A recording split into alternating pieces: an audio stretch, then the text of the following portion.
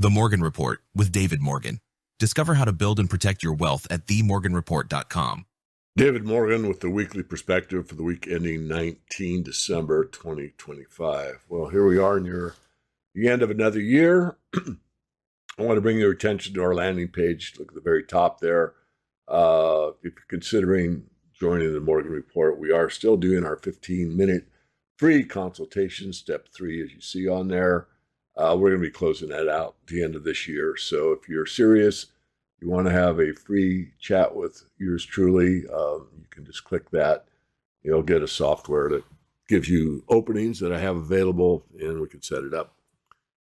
If you do become a member during any time from now moving forward, and you do sign up, then we do a one-on-one 30-minute consultation. It doesn't have to be a one-on-one. If it's you and your wife or your financial planner or whatever, can be more than one on the call. So moving forward, I want to talk a little bit about, on this weekly perspective, the physical metals versus mining stocks and the choice therein. From time to time, investors are reminded, often emphatically, that physical gold and silver outperform mining stocks and may do so in the years ahead. That statement can be true in certain phases of a cycle, but taken on its own, its risk oversimplify how capital actually compounds in precious metals bull markets. Physical gold and silver serve a critical role, and I've emphasized that from the get-go. In fact, in most cases, I emphasize that people should really have their physical first before joining the Morgan Report. And that's not selling my book. I'm not a metals dealer. They're monetary insurance and a hedge against currency debasement, systemic risk, and systemic policy error. From a wealth perspective, they are irreplaceable. However, mining equities are a different instrument entirely. They are businesses. Their value is driven not only by metals prices, but by margins, reserves, jurisdiction, balance sheets, and capital flows. Historically, during secular bull markets, well-selected mining equities have outperformed the metals themselves, sometimes by a wide margin. Let me pause there because I weight the portfolio. And one of the best stocks we have in the silver sector is up 44 times the initial purchase. 44 times. Silver, if you bought it at 5 or lower, is up 14 times. And let's talk about the net.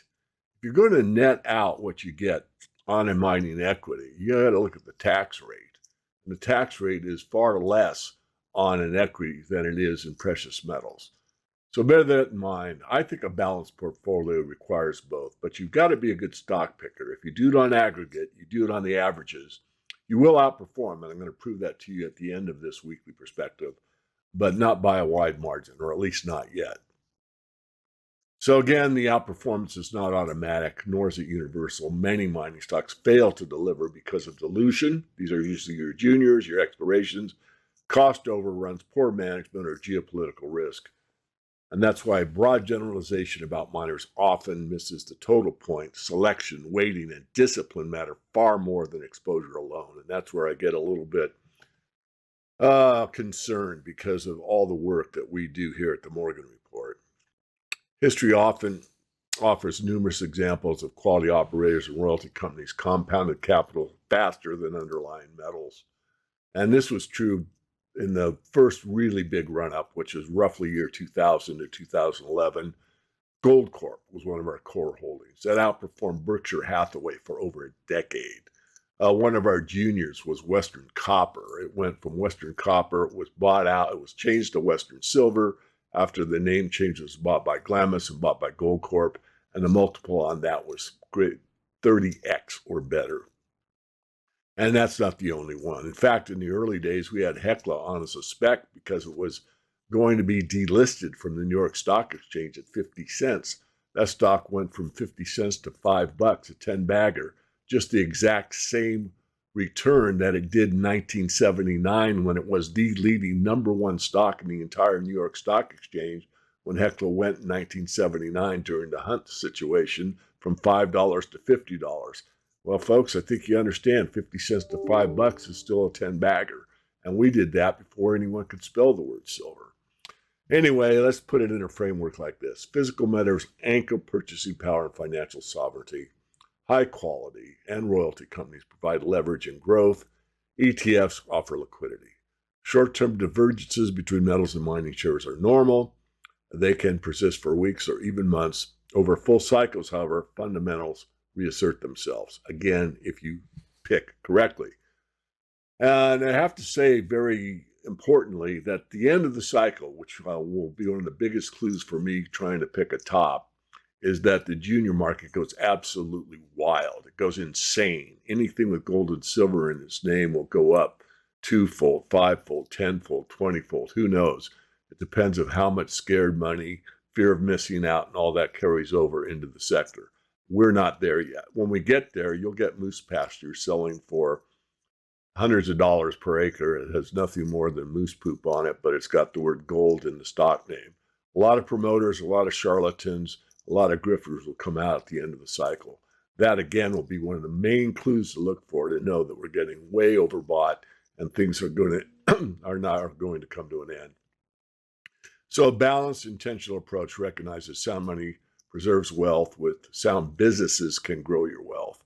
Again, I go back to our favorite one, and this is big money in big companies, and this is what I teach. So, in other words, weighted portfolio. So if you were taught early on, you would get 44 times return on something very substantial that you can sleep well at night.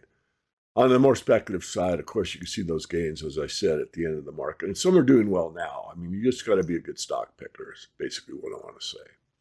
All right, so here we are. This is the latest from Bob Johnson. Again, thank you, Bob. So you can see where we are here, one more week to go, and we can see all the precious metals and the gold-silver ratio here. So as of last week, gold is up 65%, palladium 88%, platinum 118%, and silver a whopping 132%. Here we have the indexes, and most of the time when people are criticizing the mining shares versus the underlying metal themselves, use the aggregate. They do the average, and the HUI and the XAU are pretty good averages. But look at the real numbers here. I mean, 160, that percentage is greater than gold by a fair amount, more than double. 2 times 65 is 130, it's 160. And that's a little spiffier index or a little more a risky index than the XAU, but the XAU is very close to 153. I mean, this is proof positive that just buying the indexes have outperformed the metal significantly. Now, if you're a good stock picker, you can beat those by quite a bit, actually. But again, I'm on both sides. I say have both. But and if you're new, the only way you're going to catch up and buy, silver at $5 the ounce is to buy the right equity that's going to be either buying gold in the ground or silver in the ground for a very huge discount. And then, of course, the money flows into these miners again, which is starting to. And last thing, not only the tax situation, which is something to consider, and the other one is dividends. And one of my favorite mining companies pays about 2.5%, 3%. But when I bought it, it was paying right around there, 2%. But the stock price is up many, many multiples. So my dividend from the price I paid is like a 12% a year dividend. So how would you like to buy silver and have it pay you 12% a year? And then lastly, to be full circle, much of the time that I've done so well in these equities, and not everyone, some are dogs, some lose, can't get it perfect, I will recycle those proceeds into hard metal, into gold or silver. But it's kind of a smile on my face because I'm actually buying the metal at a discount because the stocks have outperformed. So I'm going to leave it there.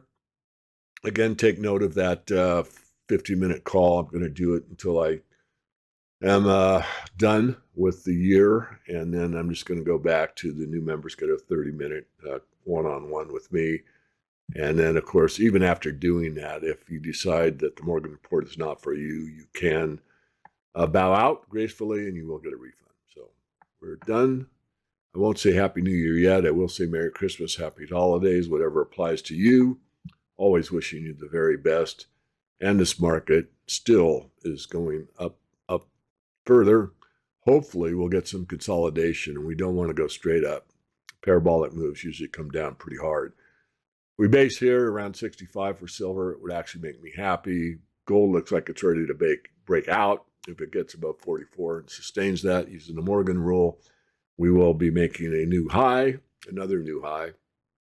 And if that takes place, I would think silver would probably continue up into the 7s, 70, whatever. So again, I'll close out wishing everyone the best. I'll be back with you probably the first year. I'm not sure I'll be doing a weekly perspective next week. Depends on where I'm at. But if I am available to do it, I will. If not, I will be with you in 2026. The U.S. government debt is about to cross $37 trillion. That's not a typo. That's trillion with a T. Tariffs are being used to try and even the playing fields. Global supply chains are shifting. Inflation isn't going away. And the value of your dollar? It's quietly being drained while no one is really talking about this. The truth is, we're living through the early stages of a financial reset, whether anyone wants to admit it or not. And if you're still relying on mainstream headlines or financial advisors who just tell you to write it out, you could be blindsided when things really shift. That's where the Morgan Report comes in. For over 25 years, David Morgan has been helping investors cut through the noise. He tracks what actually drives markets, from precious metals and mining stocks to global debt and monetary policy, and show you how to protect and grow your wealth when the system is under stress. This isn't just about gold and silver. It's about having a clear-eyed view of where things are headed and making sure you're not caught off guard. The Morgan Report gives you real research, honest analysis, and strategies you can act on, even in a world of rising debt, unstable currencies, and economic uncertainty. Go to themorganreport.com today, download your free report, get informed, get ahead, and take back control of your financial future. Themorganreport.com, because $37 trillion in debt won't